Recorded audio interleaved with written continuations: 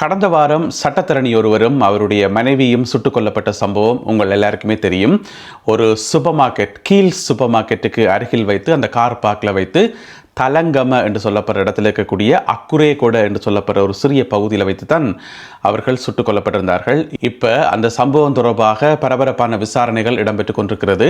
இப்பொழுது போலீசார் அது சம்பந்தமாக மேலதிகமாக சில தகவல்களை வெளியிட்டிருக்கிறார்கள். இப்போ வந்திருக்கக்கூடிய தகவலில் என்ன சொல்லப்பட்டிருக்கு சொன்னால், அதாவது இதனுடன் சம்பந்தப்பட்ட பிரதானமான துப்பாக்கிதாரி ஒருவர் கைது செய்யப்பட்டிருந்தவர். நேற்றைய நாளில், நேற்று பிப்ரவரி மாதம் 21 அவர் கைது செய்யப்பட்டிருந்தவர் அம்பலாங்குடை பகுதியில் வைத்து. ஏற்கனவே அவருடைய படம் வெளியிடப்பட்டு இந்த நபர் தேடப்படுகிறார் என்று சொல்லி போலீசால் அறிவிக்கப்பட்டிருந்தது. இப்போ நீங்கள் திரையில பார்க்குற இந்த படம் தான் அவருடைய படம். அதாவது AI தொழில்நுட்பத்தை பயன்படுத்தி ஒவ்வொரு உருவங்களில் போலீஸ் அந்த படத்தை வெளியிட்டிருந்தது.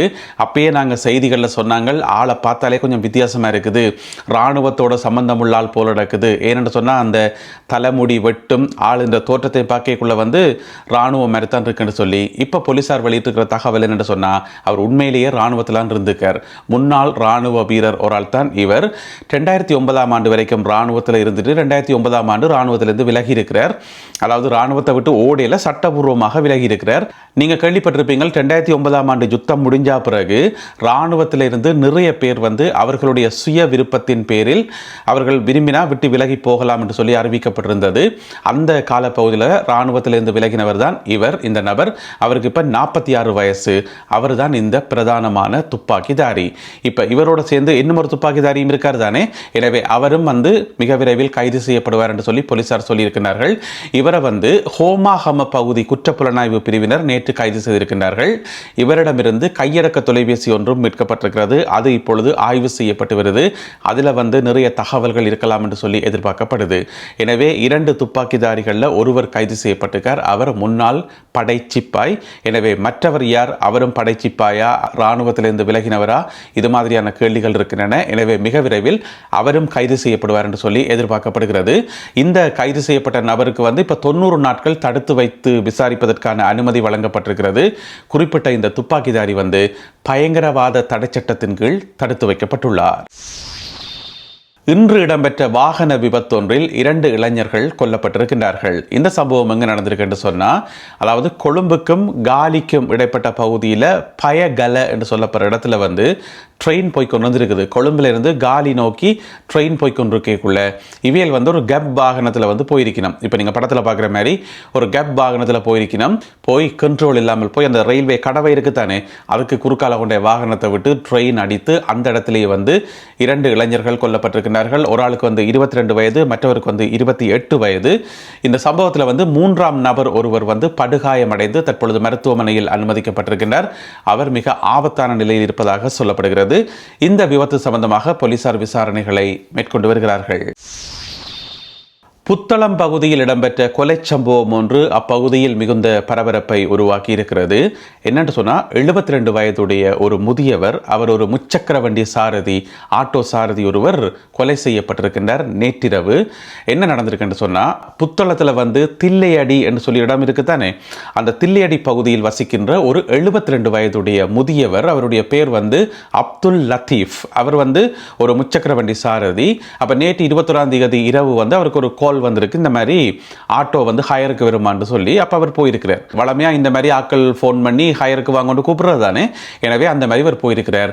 இன்றைக்கு காலம் வரைக்கும் அவர் வீடு திரும்பல.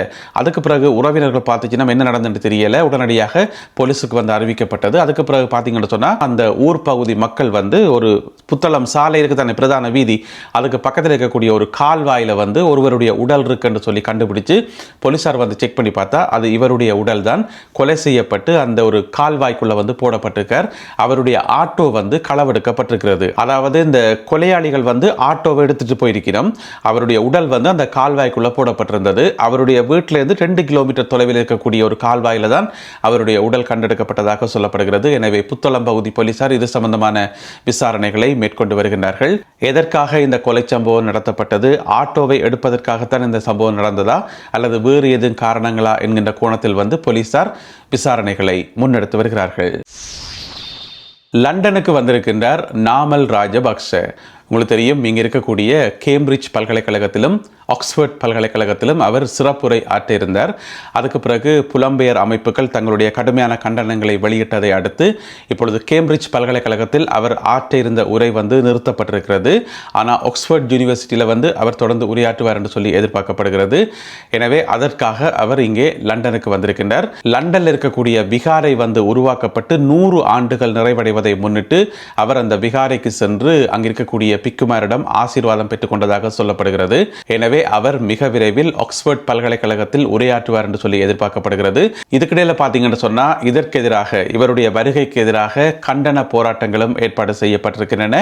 பல புலம்பெயர் தமிழ் அமைப்புகள் ஒன்றிணைந்து இந்த கண்டன போராட்டங்களை முன்னெடுக்கின்றன. என்ன பிரச்சனை என்று சொன்னா, கூப்புறத்துக்கு வர ஆக்களே கிடைக்காமல் கேம்பிரிட்ஜ் பல்கலைக்கழகமும் ஆக்ஸ்போர்ட் பல்கலைக்கழகம் நாமல் ராஜபக்சவை கூப்பிட்டா அப்ப கண்டனம் இருந்தானே, எதிர்ப்பு போராட்டங்கள் நடக்கும் தானே.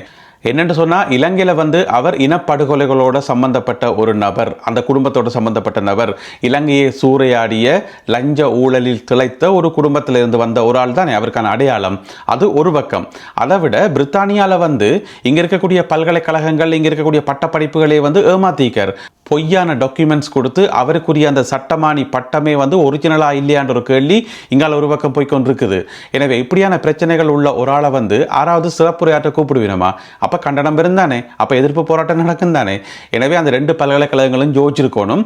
இப்போ கேம்பிரிட்ஜ் பல்கலைக்கழகம் நிறுத்தி இருக்குது, ஆக்ஸ்போர்ட்டில் அவருடைய உரை இருக்கும் என்று சொல்லப்படுகிறது. எனவே என்ன நடக்கப் போகுது என்பதை பொறுத்திருந்து பார்ப்போம். யாழ்ப்பாணத்தில் இன்று 1000 கிலோ கேரளா கஞ்சா தீயிட்டு எரிக்கப்பட்ட சம்பவம் ஒன்று நடந்திருக்கிறது. அதாவது யாழ்ப்பாணம் குடத்தனை வலிக்கண்டி பகுதியில் இந்த 1000 கிலோ கேரளா கஞ்சாவும் தீ வைத்து எரிக்கப்பட்டிருக்கிறது.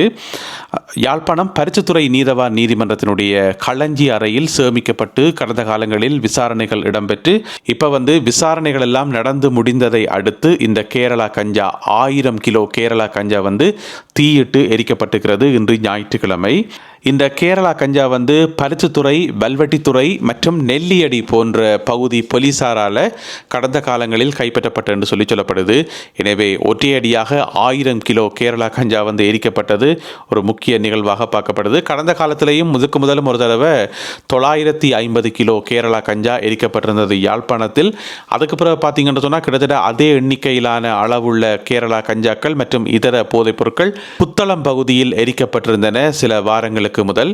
இப்படியாக நீதிமன்றங்களில் சேமித்து வைக்கப்படுகின்ற இந்த கேரளா கஞ்சாக்கள் மற்றும் ஏனைய போதைப் பொருட்கள் போன்றவை விசாரணைகள் முடிவடைந்ததை அடுத்து இப்பொழுது எரிக்கப்படும் நிகழ்வுகள் ஆரம்பிக்கப்பட்டிருக்கின்றன. நீங்கள் கூட அடிக்கடி கமெண்ட் செக்ஷன்ல கேட்கிற நீங்கள் எப்ப பார்த்தாலும் போதைப் பொருட்கள் கைப்பற்றப்படுதுன்னு தான் செய்தி வருதே தவிர கைப்பற்றப்படுற போதைப் பொருட்களுக்கு என்னதான் நடக்குது என்று சொல்லி இப்ப பார்த்தீங்கன்னு சொன்னா இந்த பொருட்கள் தீ வைத்து எரிக்கப்பட்டுள்ளன இன்று யாழ்ப்பாணத்தில் 1000 கிலோ. அடுத்ததாக இன்றைய கருத்தோவிய பகுதி. இன்றைக்கு நக்கல் நமசிவாயம் வாரர் என்ன சொல்கிறாருன்னு சொன்னால், இப்போ கிட்டல பிக்குமாரெல்லாம் சேர்ந்து ஒரு மாநாடு வச்சவே தானே, மாநாடு வச்சு 10 தீர்மானங்கள் எல்லாம் நிறைவேற்றி அரசாங்கத்துக்கு எதிராக தங்களுடைய கண்டனங்கள் எல்லாம் சொன்னவே தானே. எனவே அது சம்பந்தமாக இவியல் கதைக்கினம் நக்கல் நமசிவாயம் சொல்கிறார். மகா சங்க மாநாடு நடத்துறது போல இந்த இந்து மாநாடு, கிறிஸ்தவ மாநாடு, இஸ்லாமிய மாநாடு எல்லாம் நடக்காதோ, அப்படி செய்தால் சமத்துவமாக இருக்குமில்லே என்று சொல்லி அவர் சொல்றார். அதுதானே நக்கல் நமசிவாயம் சொல்றது சரிதானே. இலங்கையில் எல்லா மதங்களுக்கும் சம உரிமை இருக்குது என்று தானே சொல்லினோம். எனவே எல்லா மதங்களும் இப்படி மாநாடு வச்சு தீர்மானங்கள் எல்லாம் நிறைவேற்றினா நல்லா இருக்கும். அதுக்கு யாரும் தடை சொல்லக்கூடாது, தடை சொல்லவும் மேலாது. எல்லா மதங்களுக்கும் சம உரிமை இருக்குது. எனவே நக்கல் நமசிவாயம் சொல்றது சரிதான். எனவே இந்த ஒரு துணுக்கு மற்றும் இன்றைய காணொலியில் பகிர்ந்து கொள்ளப்பட்ட செய்திகள் தொடர்பான உங்களுடைய கருத்துக்களை மறக்காமல் கீழே எழுதுங்கள். மீண்டும் சந்திப்போம் உறவுகளே. நன்றி, வணக்கம்.